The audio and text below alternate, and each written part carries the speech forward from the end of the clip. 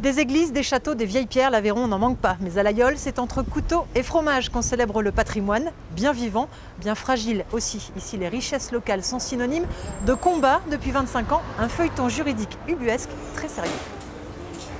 C'est une longue histoire, aussi vieille que ces gestes et objets devenus l'emblème d'une commune, l'Aïol. Ici, les métiers sont rares et les spécialités locales très précieuses.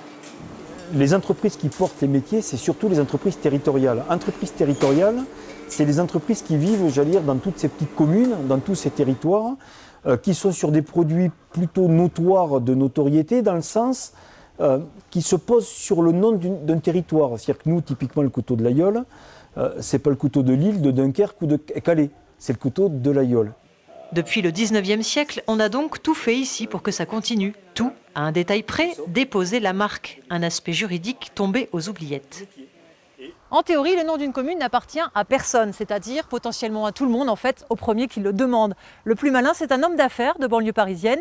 En 1993, il dépose la marque l'Aïol et vend sous cette étiquette prestigieuse un tas d'objets venus de Chine ou du Pakistan, vous l'avez deviné, sans aucun lien avec le patrimoine local. La suite est une éprouvante bataille entamée par la forge de l'Aïol. Après 2 décennies de procès, victoire, l'homme d'affaires perd la marque pour les objets coupants. Et pour cela seulement. En clair, la vente d'un tas d'autres produits asiatiques estampillés l'Aïol continue, empêchant de ce fait la commune d'utiliser son propre nom. La commune de l'Aïol a une âme, et une âme très forte, justement, qui se traduit par tous ces produits identitaires et patrimoniaux. Quand on sait qu'un produit qui peut être fabriqué à l'Aïol, avec le nom l'Aïol, peut être un produit de contrefaçon d'un produit chinois qui porte déjà le nom l'Aïol. Voilà, l'aberration.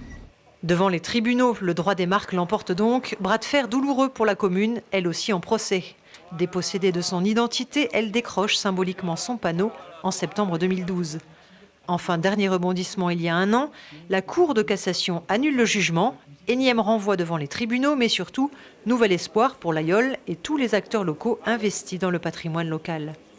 Il y a eu quand même une évolution extrêmement positive dans la mesure où le législateur s'est saisi du sujet.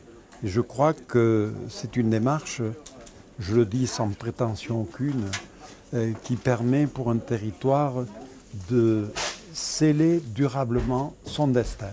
La prochaine décision de justice devrait être rendue d'ici 2019. Pour la mairie, il s'agit que le tribunal de Paris reconnaisse la tromperie commerciale et que l'homme d'affaires d'Île-de-France soit enfin dépossédé de la marque l'Aïol. En parallèle, une démarche collective des couteliers pour garantir la fameuse IG, identification géographique, est en projet. La création du parc naturel régional de l'Aubrac est, elle, en phase finale.